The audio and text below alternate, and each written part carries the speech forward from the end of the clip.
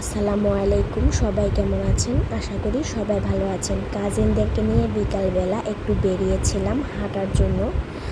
তো এখানে ছিল আমার হাজবেন্ড, আমার ভাইরা, তারপর খালাতো বোন আর চাচাতো বোন। তো ওদেরকে নিয়ে আমরা একসাথে বেরিয়েছি। সাথে আপনাদের সাথেও শেয়ার করছি।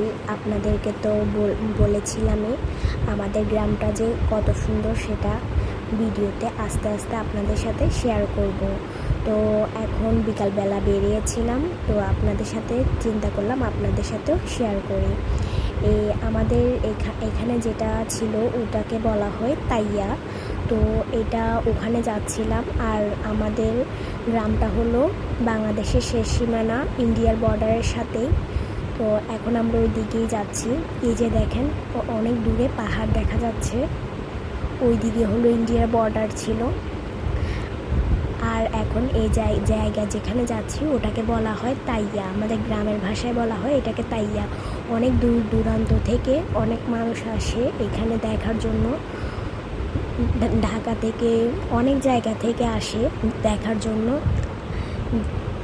ঘুরতে আসে। এই যে দেখেন এই জায়গাটা কত উঁচু, উপরে পাহাড়ের মতো উপরে উঠতে হচ্ছে। সবাই এখানে ওরা ছবি তুলছে আর আমি এখানে আস্তে আস্তে উপরের দিকে উঠছিলাম। এই যে দেখেন ওরা ছবি তুলছে ওখানে।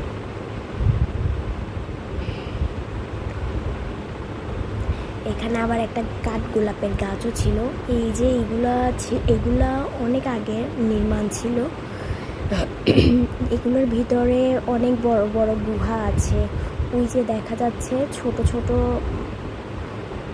গম্বুজের মতো, এগুলা অনেক আগের নির্মাণ। এখানে নিচে দিয়ে আগে ইন্ডিয়া যাওয়া যাইতো আর কি। এখানে জায়গা আছে, নিচে জায়গা দিয়ে ইন্ডিয়া যাওয়া যাইতো। আচ্ছা, যাই হোক, এখানেও আমরা দাঁড়িয়ে কিছু ছবি তুলছিলাম। আর এখান থেকে সূর্যটা অনেক কাছে দেখা যাচ্ছিল। এই সবাই এখানে বসে বসে ছবি। সন্ধ্যা প্রায় ঘনিয়ে আসছে, তো আমরা সবাই এখন ব্যাক করব বাড়ির উদ্দেশ্যে। তো আমরা সবাই হাঁটতে হাঁটতে আমাদের পায়ে ব্যথা হয়ে যাচ্ছিল। তো চিন্তা করলাম একটা গাড়ি করে সবাই মিলে চলে যাব। কিন্তু সিএনজিওয়ালাকে যখন জিজ্ঞেস করলাম যাবেন, সিএনজিওয়ালা বললো যাব। ভাড়াতে এখন এত বেশি কি যে এবার বলবো। সিএনজিওয়ালাকে বললাম আপনি আপনার মতোই চলে যান। তো আমরা হাঁটতে হাঁটতে সবাই গল্প করতে করতে এবার চলে আসলাম আর কি। আচ্ছা, ভিডিওটা আজকে এই পর্যন্ত। সবাই ভালো থাকবেন, আল্লাহ হাফেজ।